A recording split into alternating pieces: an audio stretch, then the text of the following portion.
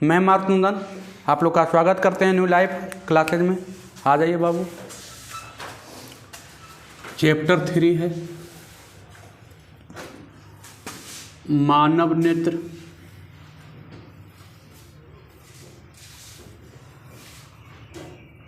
मानव नेत्र वायुमंडलीय अपवर्तन, वायुमंडलीय अपवर्तन, वर्ण विक्षेपण,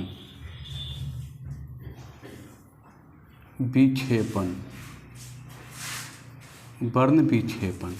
देखिए मानव नेत्र वायुमंडलीय अपवर्तन और वर्ण विक्षेपण। तो हमने बाबू आज कैमा क्लास होगा?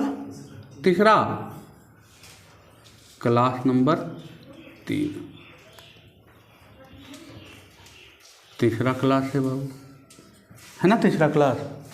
चलिए देखिए, हमने 2 पार्ट पढ़ लिया था, मानव नेत्र पढ़ लिया, वायुमंडलीय अपवर्तन पढ़ लिया। तीसरा पार्ट पढ़ना था वर्ण विक्षेपण। तो हेडिंग डालेगा वर्ण विक्षेपण, हेडिंग डालेगा वर्ण विक्षेपण, वर्ण विक्षेपण, विक्षेपण,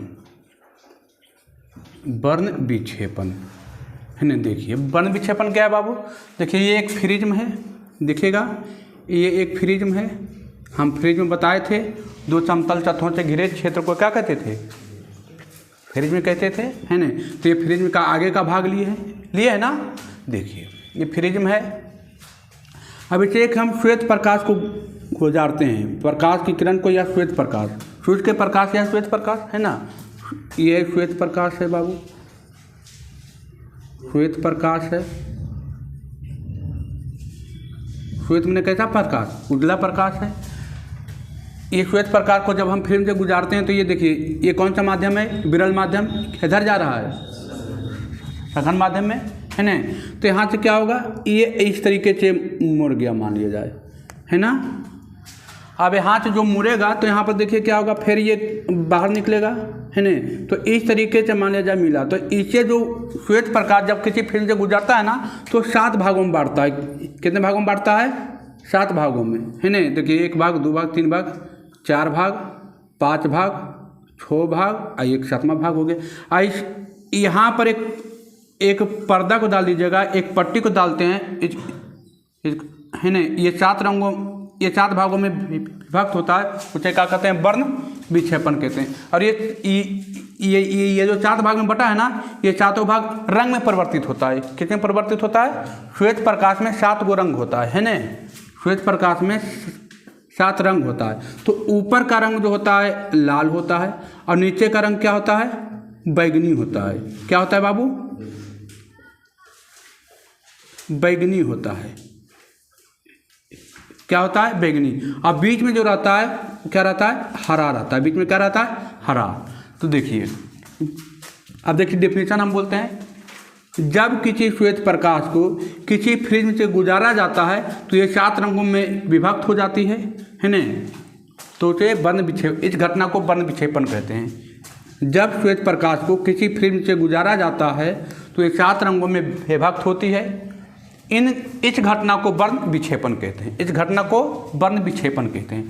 इस घटना को क्या कहते हैं? वर्ण विक्षेपण कहते हैं। लिखे, ये हो गया आपका प्रिज्म हो गया बाबू, ये आपका प्रिज्म हो गया, प्रिज्म हो गया। इसको क्या कहते हैं? इसको कहते हैं वर्णपट, वर्णपट, या इसको स्पेक्ट्रम भी कहते हैं। स्पेक्ट्रम, स्पेक्ट्रम, स्पेक्ट्रम भी कहते हैं, या इसको स्पेक्ट्रम भी कहते हैं, है ना? स्पेक्ट्रम भी कहते हैं। देखिए वर्ण विक्षेपण किसे कहते हैं? जब किसी श्वेत प्रकाश को किसी प्रिज्म से गुजारा जाता है तो ये 7 रंगों में क्या होती है? विभक्त हो जाती है।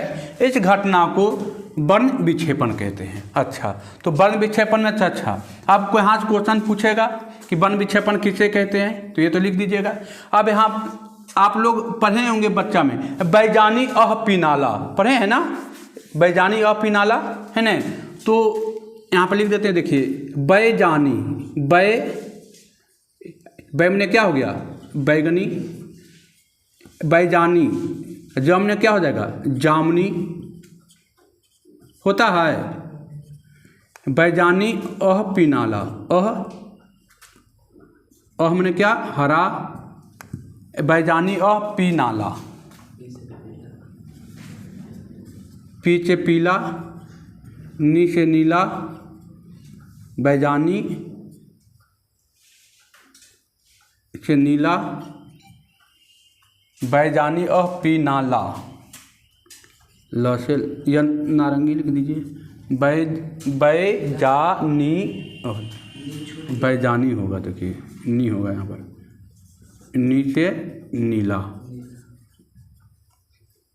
अ से हरा, बैजानी अह मैंने हरा, बैजानी अह पीनाला, पी से पीला, पी से पीला है न, बैजानी अह पीना से नारंगी, और ल से नाला, ल से लाल होता है ना। देखिए बैजानी आप नाला, लेकिन इसमें कैसे बनता है, उल्टी बनता है। कैसे बन रहा है, किसी वर्ण पट पर यही 7 गो रंग बन रहा है ना। देखिए वर्ण पट पर यही 7 गो रंग बन रहा है ना, यही 7 रंग बन रहा है ना, लेकिन वर्ण पट पर कैसा बन रहा है 7 रंग, उल्टा बन रहा है। देखिए नीचे से जा रहा है ना, नीचे से जा रहा है। तो वर्ण पट पर 7 रंग कैसे बनता है, उल्टा बनता है। कैसे बनता है, उल्टा बन रहा है न। अब यहाँ क्वेश्चन पूछेगा, क्या पूछेगा बाबू, तो पॉइंट बाय पॉइंट लिखिएगा है न। क्या पूछेगा, इसको मिटाते हैं है न, इसको मिटाएं, बैजानी अ पी ना ला है न। ब से बैगनी, ज से जामनी, नी से नीला, ह से हरा, पी से पीला, न से नारंगी, ल से लाल, बैजानी या पीनाला है न। चलिए आगे बढ़ें। अब देखिए है न, कैसे फिर आपको श्वेत प्रकाश को फिर से गुजारिएगा तो कितने रंगों में बढ़ता है, 7 रंगों में बढ़ता है न। तो 7 रंगों में बढ़ता है बाबू। अब यहाँ पूछेगा कि सबसे ऊपर का रंग कौन है, बीच का रंग कौन है, सबसे नीचे का रंग कौन है, सबसे ज़्यादा विचलित रंग कौन है न। चलिए देखिए तो बाबू, अब पॉइंट बाई पॉइंट लिखिएगा। यहाँ तो ऑब्जेक्टिव की भरमार होगी 10th में न। VVI बाबू, ये भी VVI है, VVI क्वेश्चन है यहाँ से। देखिए पहला पॉइंट लिखिएगा, सबसे ऊपर का रंग कौन है, सबसे ऊपर का रंग लाल है। पहला पॉइंट, सबसे ऊपर का रंग लाल है। ऊपर का रंग, सबसे ऊपर का रंग लाल है। बीच का रंग हरा है ना। सबसे नीचे का रंग बैगनी है। सबसे नीचे का रंग कौन है बाबू, बैगनी है। लिखे हो गया। लिखेगा सबसे ज़्यादा तरंग दैर्घ्य किसका है, तो लाल का। सबसे ज़्यादा लिखेगा, सबसे ज़्यादा तरंग दैर्घ्य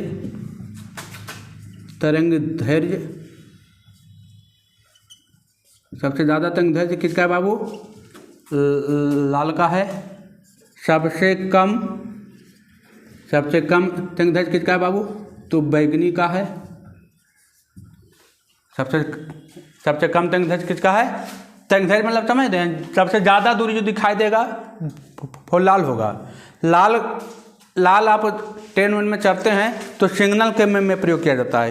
क्यों, आप यहाँ पूछेगा क्वेश्चन कि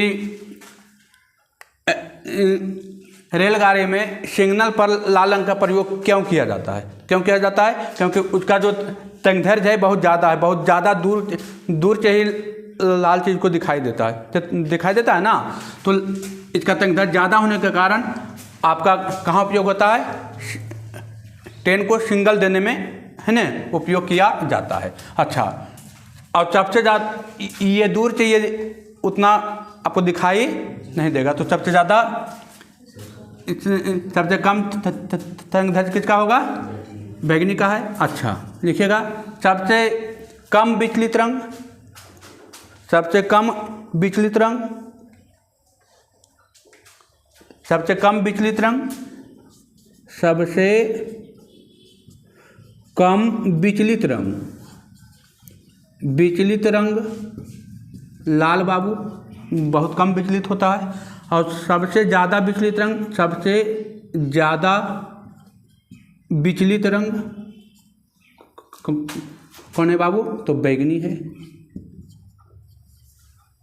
ना। चलिए, हो गया। ऊपर का रंग कौन है बाबू? लाल। बीच का रंग कौन सा है? हरा, है ना, बीच में देखिए हरा, है ना, बीच में हरा। सबसे नीचे का रंग कौन सा है? बैगनी। सबसे ज़्यादा तरंग दैर्ध्य किसका होता है? लाल का। सबसे कम तरंग दैर्ध्य किसका होता है? बैगनी का। सबसे कम विचलित रंग कौन सा है बाबू? लाल। सबसे ज़्यादा विचलित रंग कौन सा है? बैगनी। ये यहाँ से आपका एक से 2 क्वेश्चन आना ही आना है, नए आने की कोई सवाल नहीं है। एक से 2 क्वेश्चन आएगा ही आएगा। और देखिए, अब इसको क्या बोलते हैं? वर्णपट। इसको क्या बोलते हैं? वर्णपट। तो पूछेगा वर्णपट किसे कहते हैं, है ना? क्या पूछेगा? वर्णपट किसे कहते हैं? तो लिखेगा वर्णपट या स्पेक्ट्रम, या स्पेक्ट्रम। देखिए, या स्पेक्ट्रम। इसको आधा फिगर रह देते हैं, आधा फिगर मिटा देते हैं। देखिए, ये हो गया, है ना। देखिए, देखिए, लिखिएगा स्पेक्ट्रम, स्पेक्ट्रम, या इसको बोलते हैं वर्णपट, वर्णपट, है ना। लिखिएगा किसे कहते हैं बाबू? स्पेक्ट्रम या वर्णपट लिखिएगा। देखिए, लिखिएगा जब किसी श्वेत प्रकाश को किसी फिल्म से गुजारा जाता है, जब किसी श्वेत प्रकाश को किसी प्रिज्म से गुजारा जाता है, जब किसी श्वेत प्रकाश को किसी प्रिज्म से गुजारा जाता है, तो ये 7 रंगों में विभक्त होती है। जब किसी श्वेत प्रकाश को किसी प्रिज्म से गुजारा जाता है, जब किसी श्वेत प्रकाश को किसी प्रिज्म से गुजारा जाता है, तो ये 7 रंगों में विभक्त होती है। इन सातों रंगों को जिस पर्दे पे प्राप्त किया जाता है, इन 7 रंगों को जिस पर्दे पे प्राप्त किया जाता है, उस पर्दे को वर्णपट या स्पेक्ट्रम कहते हैं। जब किसी श्वेत प्रकाश को किसी फिल्म से गुजारा जाता है, जब किसी श्वेत प्रकाश को किसी फिल्म से गुजारा जाता है, तो ये 7 रंगों में विभक्त होती है। इन सातों रंगों को जिस पर्दे पे प्राप्त किया जाता है, इन 7 रंगों को जिस पर्दे पे प्राप्त किया जाता है, उस पर्दे को वर्णपट या स्पेक्ट्रम कहते हैं। वर्णपट या स्पेक्ट्रम कहते हैं। चलिए आगे बढ़ते हैं। वर्णपट या स्पेक्ट्रम कहते हैं, हो गया। चलिए आइए आगे बढ़ते हैं।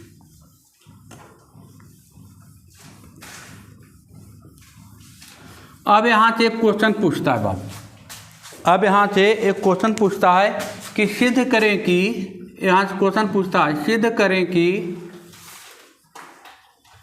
श्वेत प्रकाश में 7 रंग होते हैं। 7 रंग होते हैं कैसे? पूछता है 7 रंग होते हैं कैसे, है ना। पूछता है कि श्वेत प्रकाश में 7 रंग होते हैं कैसे, है ना। ये क्वेश्चन आया हुआ आपका एग्जाम में, ये क्वेश्चन आपका एग्जाम में आया हुआ है कि सिद्ध करें कि श्वेत प्रकाश में 7 रंग होते हैं कैसे। तो कैसे होता है 7 रंग में बाबू? देखिए, एक हम सीधा फ्रिज में लिए और इससे एक श्वेत प्रकाश को गुजारे, तो ये श्वेत प्रकाश कितने भागों में बढ़ता है? 7 भागों में बढ़ता है ना।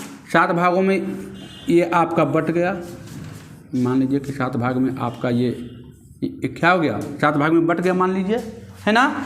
अब ये 7 भाग बट गया, 7 भाग में डिफिनीशन में यही होता था ना कि जब एक श्वेत प्रकाश को किसी फिल्म से गुजारा जाता है तो ये 7 रंगों में क्या होती है? विभक्त हो जाती है। इस घटना को क्या कहते थे? वर्ण विक्षेपण कहते हैं। अब ये हो गया। अब इसको हमको बदलना है कि श्वेत प्रकाश में 7 रंग होते हैं, ये दिखाना है। तो जब हम ये श्वेत प्रकाश को किसी सीधा फ्रिज से लिए ना, एक बार उल्टा फ्रिज में लेते हैं यहाँ से। अब उल्टा फ्रिज में लेते हैं, देखिए ये उल्टा फ्रिज में हो गया। ये उल्टा फ्रिज में कुछ सब हम लेंगे तो ये क्या होगा? ये सातों रंग क्या होगा? जब उल्टा फ्रेम से गुजारेगा तो ये 7 रंग एक होकर निकलेगा। ये 7 रंग क्या होगा? मिल जाएगा और एक रंग होकर निकलेगा। अब है बदल जाएगा किसमें? ये श्वेत प्रकाश से बदल जाएगा। तो कैसे लिखेंगे इसको? लिखेगा, जब किसी श्वेत प्रकाश को एक सीधा फ्रिज से गुजारते हैं, जब किसी श्वेत प्रकाश को एक सीधा फ्रिज से गुजारते हैं तो ये 7 रंगों में बट जाती है। जब एक श्वेत प्रकाश को सीधा फ्रेम से गुजारते हैं तो ये 7 रंगों में विभक्त हो जाती है। फिर एक उल्टा फ्रेम से इन 7 रंगों को गुजारते हैं, फिर एक उल्टा फ्रिज से इन 7 रंगों को गुजारते हैं तो ये वे 7 रंग को एक करके श्वेत प्रकाश में बदल जाता है। इन 7 रंगों को एक करके श्वेत प्रकाश में बदल जाता है। इसलिए हम कह सकते हैं कि श्वेत रंग में 7 रंग होते हैं। लिखे, जब एक श्वेत प्रकाश को सीधा फ्रेम से गुजारते हैं तो 7 रंगों में विभक्त हो जाती है। 7 रंगों में विभक्त हो जाती है। इन्हें 7 रंगों को एक उल्टे फ्रिज से गुजारते हैं। इन्हें 7 रंगों को एक उल्टे फ्रिज से गुजारते हैं तो ये एक होकर श्वेत प्रकाश में बदल जाते हैं। इस घटना को इससे ये साबित होता है कि श्वेत प्रकाश में 7 रंग होते हैं। लिखे, जब एक श्वेत प्रकाश को सीधा फ्रिज में गुजारते हैं तो ये 7 रंगों में विभक्त हो जाती है। इन 7 रंगों को एक उल्टे फ्रिज में से गुजारने पर ये 7 रंग श्वेत प्रकाश के रूप में बदल जाती है। इससे ये साबित होता है कि श्वेत प्रकाश में 7 रंग होते हैं। हो गया? आप फिगर आप पार लीजिए।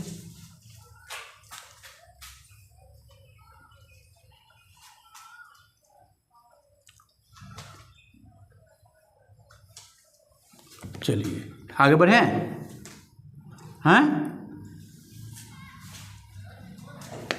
चलिए आगे बढ़ते हैं।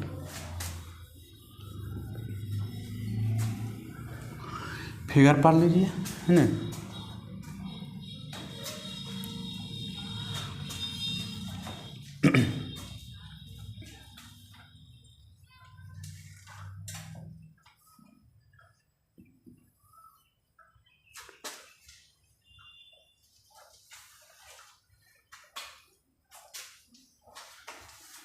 चलिए मिटाएं।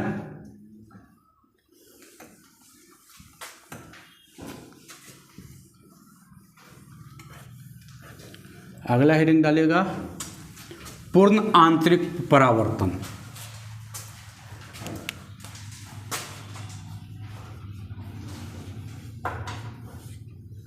पूर्ण आंतरिक परावर्तन। पूर्ण आंतरिक परावर्तन, है ना। पूर्ण आंतरिक परावर्तन देखिए,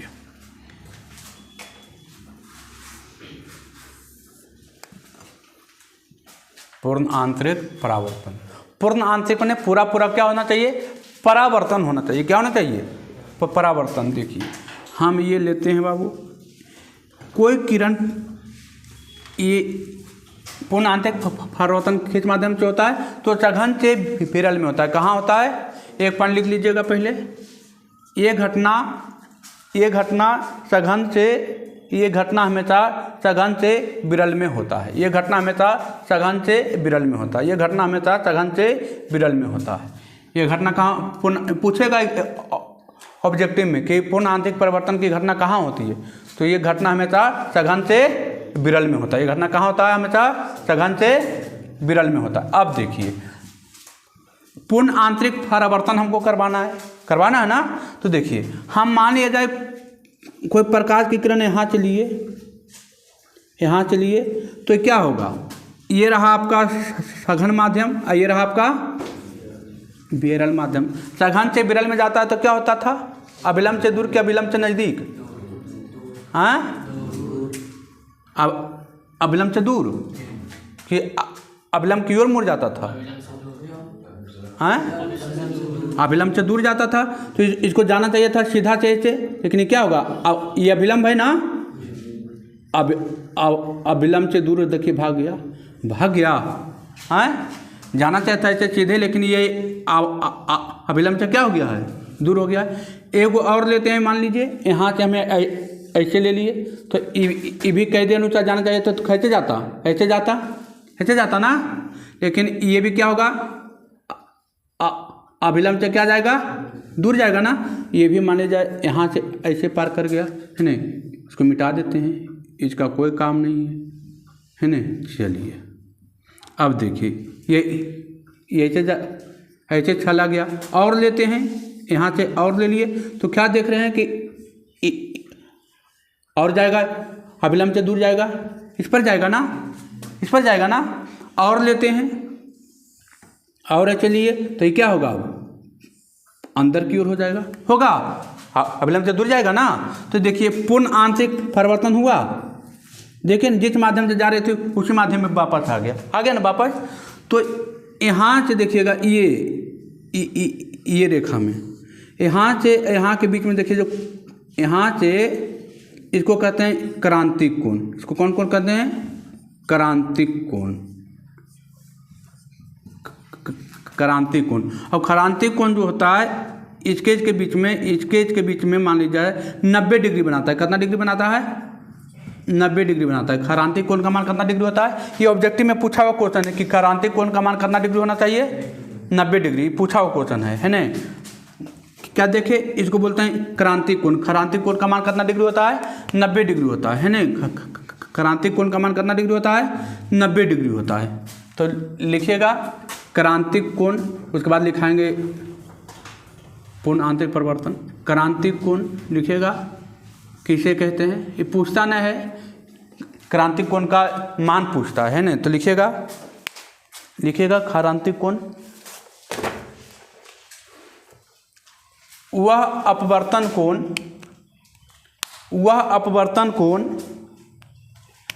जिसके लिए अपवर्तित किरण सतह के समानांतर हो जाती है। लिखिएगा वह अपवर्तन कोण जिसके लिए अपवर्तित किरण सतह के समानांतर हो जाती है। देखिए सतह के क्या हो गया? समानांतर हो जाती है सतह के समानांतर हो जाती है, या अपवर्तन कोण का मान 90 डिग्री हो जाता है, या अपवर्तन कोण का मान 90 डिग्री हो जाता है, उसे क्रांतिक कोण कहते हैं। लिखे, उसे क्रांतिक कोण कहते हैं। वह अपवर्तन कोण जिसके लिए अपवर्तित किरण सतह के समानांतर हो जाता है, या अपवर्तन कोण का मान 90 डिग्री हो जाता है, उसे क्रांतिक कोण कहते हैं। हो गया? छूट गया क्या? है ना। चलिए अब लिखिएगा पूर्ण आंतरिक परावर्तन। लिखिएगा पूर्ण आंतरिक परावर्तन किस माध्यम में होता है? सघन से विरल। हमेशा कैसे होता है? सघन से विरल में होता है ना। अब लिखिएगा पूर्ण आंतरिक परावर्तन। क्या है पूर्ण आंतरिक परावर्तन? लिखिएगा जब कोई प्रकाश की किरण जब कोई प्रकाश की किरण जिस माध्यम से जा रही थी, जब कोई प्रकाश की किरण जिस माध्यम से जा रही थी उसी माध्यम में वापस लौट जाए, जब कोई प्रकाश की किरण जिस माध्यम से जा रही थी उसी माध्यम में वापस लौट जाए तो इस घटना को पूर्ण आंतरिक परावर्तन कहते हैं। जब कोई प्रकाश की किरण जिस माध्यम से जा रही थी उसी माध्यम में वापस लौट जाए, देखिए जिस माध्यम से जा रहा था सघन से जा रहा था, सघन में लौट गया, है ना।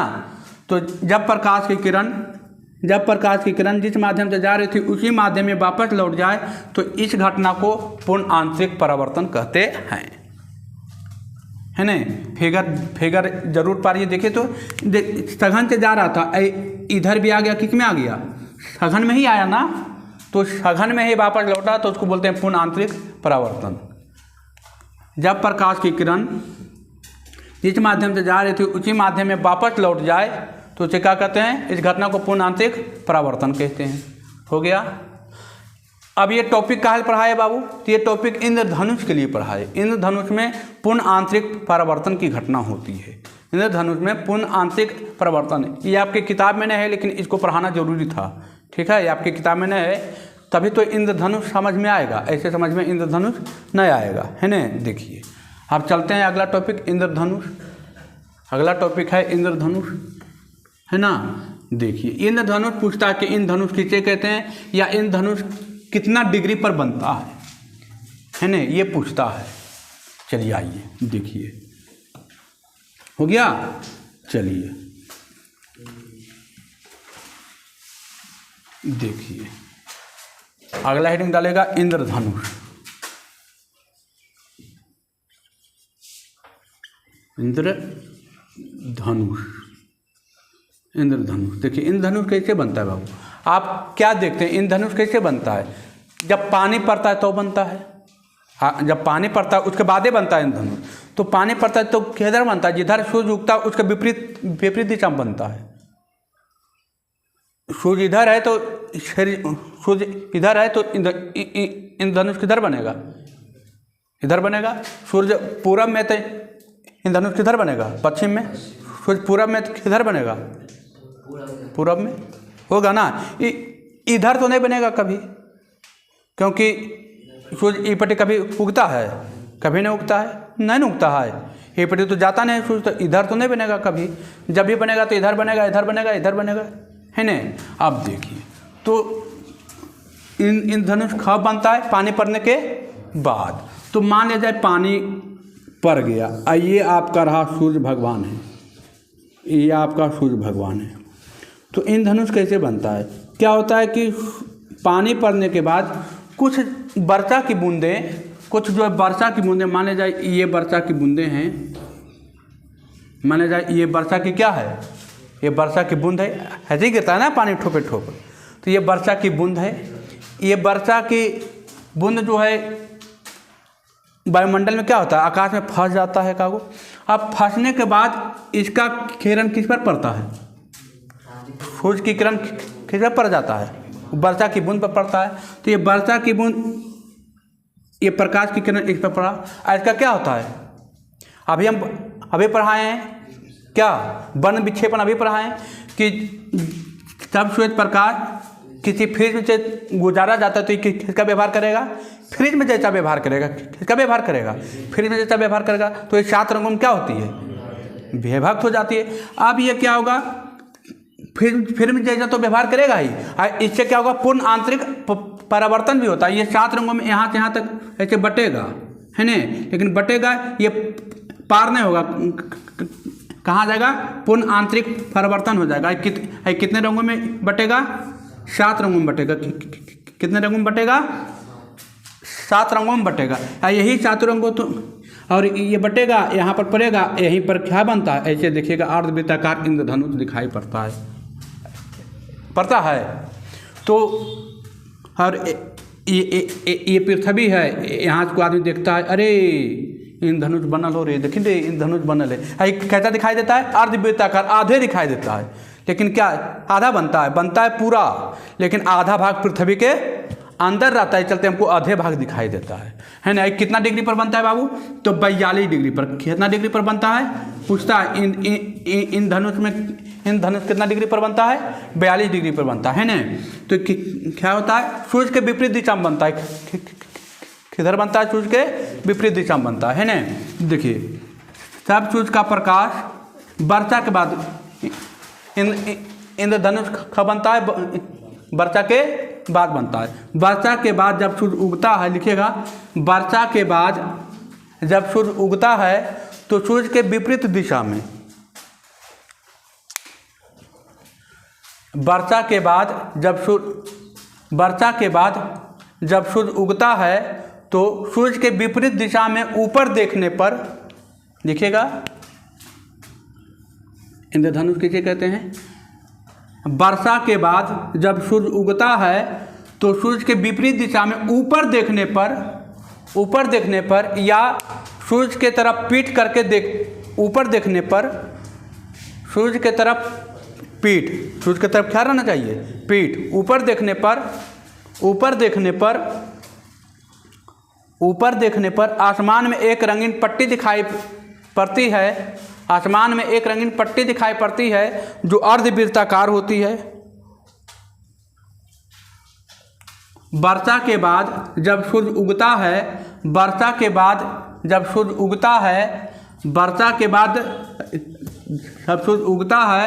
तो वर्षा के बाद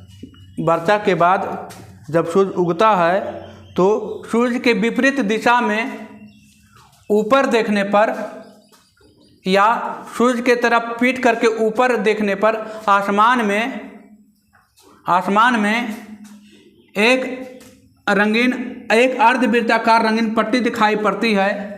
एक अर्धवृत्ताकार रंगीन पट्टी दिखाई पड़ती है, उसे ही इंद्रधनुष कहते हैं। उसे ही इंद्रधनुष कहते हैं। कितना डिग्री पर बनता है बाबू? इंद्रधनुष का पूछेगा, इंद्रधनुष कितना डिग्री पर बनता है? तो 42 डिग्री पर बनता है। कितना डिग्री पर बनता है? 42 डिग्री पर बनता है ना। वर्षा के बाद जब सूर्य उगता है तो सूर्य के विपरीत दिशा में ऊपर देखने पर या सूर्य की तरफ पीठ करके ऊपर देखने पर आसमान में एक अर्धवृत्ताकार रंगीन पट्टी दिखाई पड़ती है, उसे ही इंद्रधनुष कहते हैं। कितना डिग्री पर बनता है बाबू? 42 डिग्री पर। कितना डिग्री पर बनता है? 42 डिग्री पर। अच्छा, पूछेगा कि इन धनुष में क्या होता है? पूछेगा ऑब्जेक्टिव में, इन धनुष में आंतरिक परिवर्तन होता है, पूर्ण आंतरिक परिवर्तन होता है कि अपवर्तन होता है? क्या होता है? तो पूर्ण आंतरिक परिवर्तन हो रहा है। देख रहे हैं, किरण की इपड़ी जा रहा है, किरण नहीं जा रहा है, किरण क्या हो रहा है? पूरी एकदम आ रहा है इधर घूम के, है ना। तो यहाँ पर क्या बनेगा? इंद्रधनुष बनेगा। और यहाँ से आदमी देखता है कि अरे इंद्रधनुष बन गया, है ना। चलिए, कितना डिग्री पर बनता है?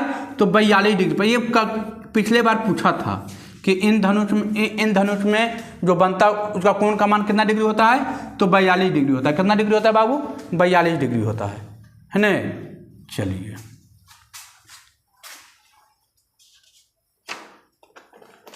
अब हेडिंग डालिएगा अगला। प्रकाश की प्रकीर्णन लगता है पढ़ा चुके हैं।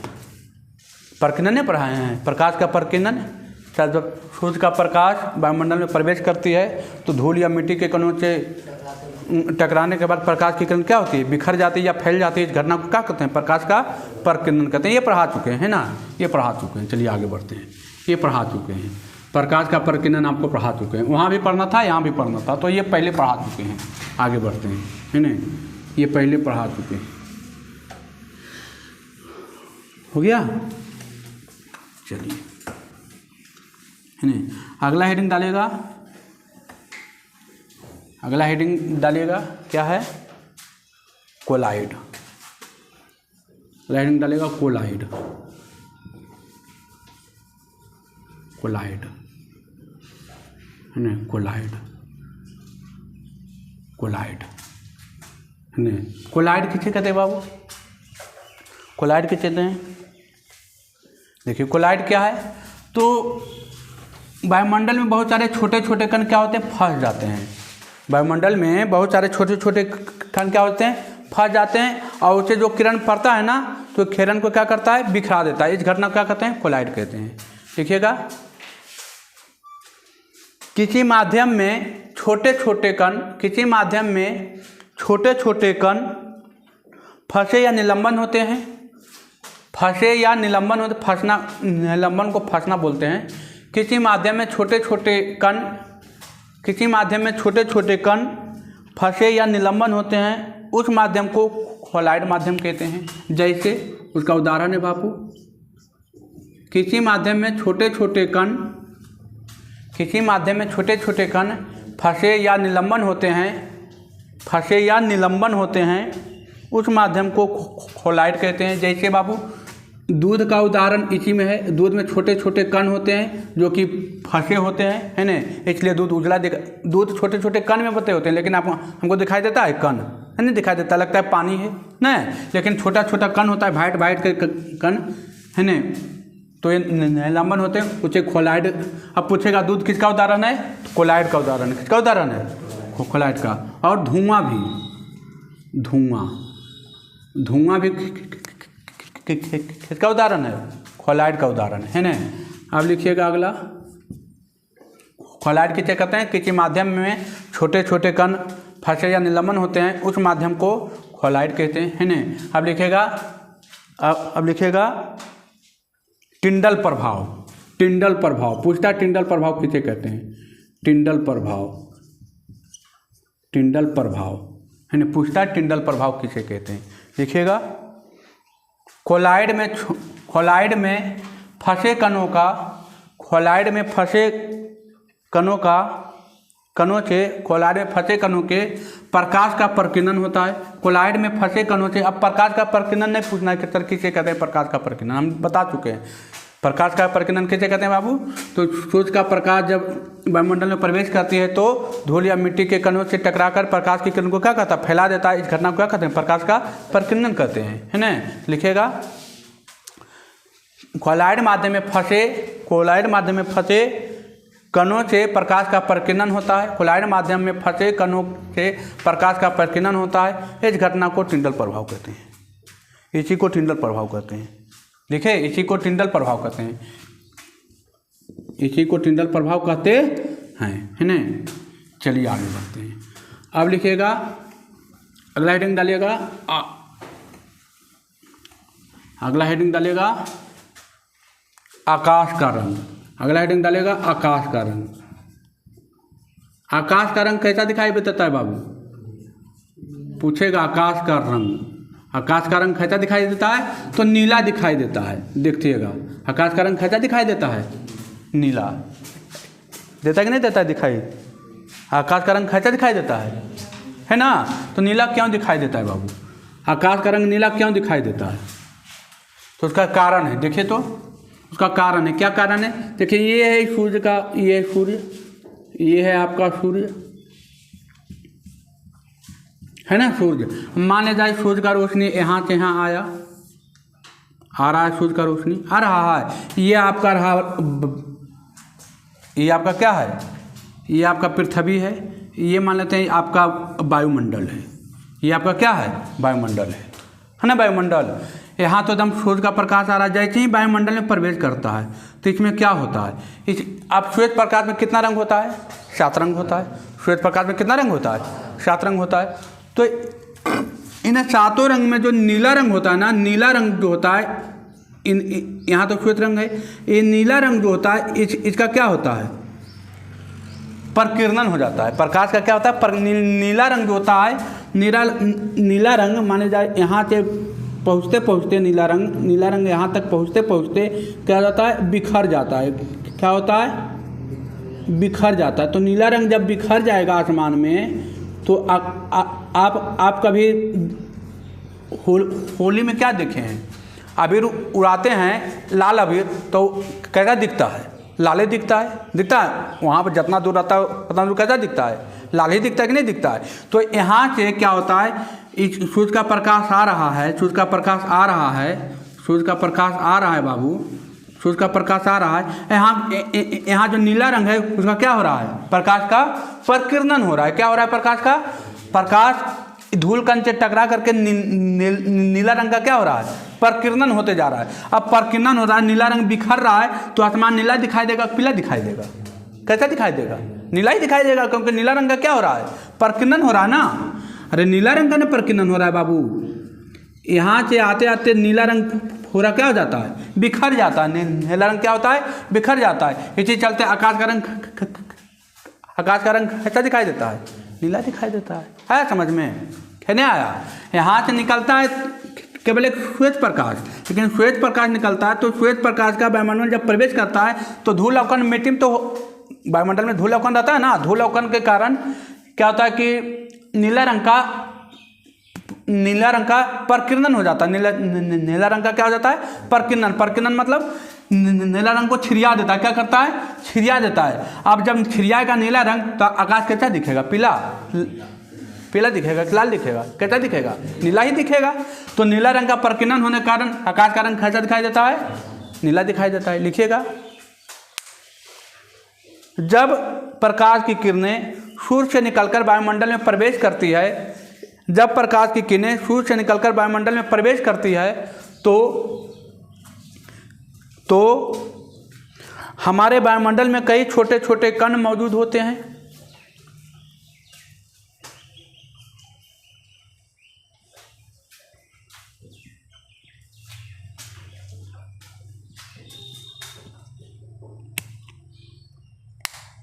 लिखे, जब सूर्य का प्रकाश वायुमंडल में प्रवेश करती है तो जब सूर्य का प्रकाश वायुमंडल में प्रवेश करती है तो हमारे वायुमंडल में छोटे छोटे कण उपस्थित होते हैं, छोटे छोटे कण उपस्थित होते हैं जो प्रकाश से आने वाली, जो सूर्य के प्रकाश से आने वाली नीले रंगों का प्रकीर्णन कर देता है। नीले रंगों का या ब्लू रंगों का, ब्लू को है ना नीला बोला जाता है, ब्लू रंगों का या नीले रंगों का प्रकीर्णन कर देता है। जब सूर्य का प्रकाश सूर्य से निकलकर वायुमंडल में प्रवेश करती है तो हमारे वायुमंडल में छोटे छोटे कण उपस्थित होते हैं, छोटे छोटे कण उपस्थित होते हैं, छोटे छोटे कण उपस्थित होते हैं जो प्रकाश से आने वाली किरणों को, प्रकाश से आने वाली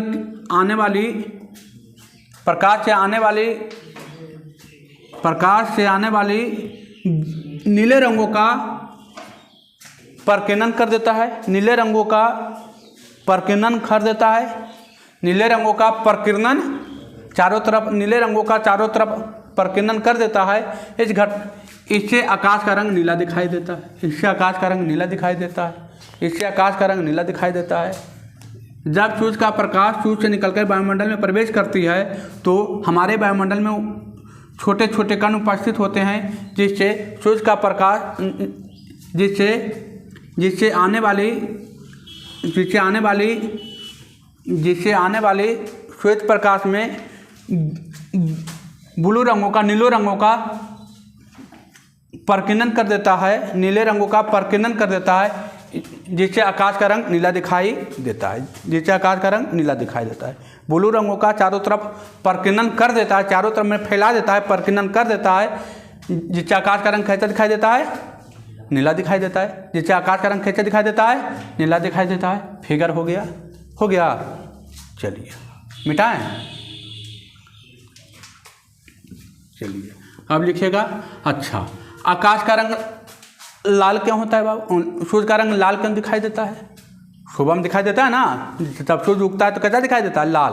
और जब 12 बजता है तो सूर्य कैसा दिखाई देता है, उजला। और फिर डूबता है कैसा दिखाई देता है ना। तो लिखिएगा सूर्य का रंग, हेडिंग डालेगा सूर्य का रंग। अंतिम टॉपिक है बाबू, सूर्य का रंग। अंतिम टॉपिक है सूर्य का रंग, है ना। अंतिम टॉपिक है सूर्य का रंग।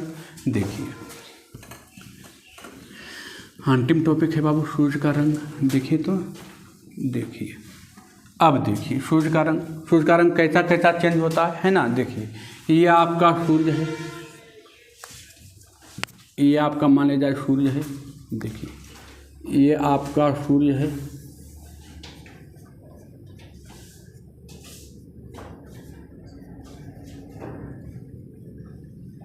ना, ये आपका सूर्य है।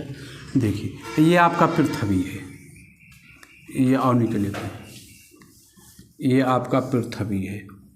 तो जब सूर्य उगता है तो सूर्य यहाँ से उगता है, उगते उगते कहाँ पहुँचता है? यहाँ कहाँ पहुँचेगा? यहाँ पहुँचेगा डूबता ही है ना। अब यहाँ से कोई बच्चा देखेगा, यहाँ से कोई ये दुटंगवा बच्चा देख रहा है, अरे सूर्य भगवान उगल खुन लाल देखें, लाल अखिन सूर्य भगवान, तो लाल क्यों दिखाई देता है बाबू? लाल दिखने का रीज़न है अभी बताए हैं कि जब यहाँ से प्रकाश की किरण निकलता है, श्वेत ही निकलता है। कैसा निकलता है? श्वेत ही निकलता है। यहाँ से बच्चा देख रहा है तो ये प्रकाश की किरण कैसा आ रहा है? श्वेत ही आ रहा है, लेकिन दूरी ज़्यादा है। ये दोनों के बीच की दूरी क्या है? ज़्यादा दूरी है। दूरी क्या है? ज़्यादा है। ज़्यादा दूरी के कारण इसमें लमसम जितना रंग है, श्वेत प्रकाश में कितना रंग रहता है? 7 रंग रहता है। तो लमसम 7 रंगों का लमसम 7 रंग में लमसम 6 रंग का ही प्रकीर्णन हो जाता है। केवल कौन सा रंग बच जाता है? लाल। बाकी 6 रंग का क्या होता है? प्रकीर्णन होता है। तो प्रकीर्णन हो जाता है 6 रंग, तो वायुमंडल में रह गया। हमारे आंखों तक कौन सा रंग पहुंचा? लाल पहुंचेगा तो सूर्य कैसा दिखाई देगा? हरा। अरे हमारे आंखों में लाल रंग पहुंचेगा तो सूर्य कैसा दिखाई देगा? हरा कि लाले दिखाई देगा।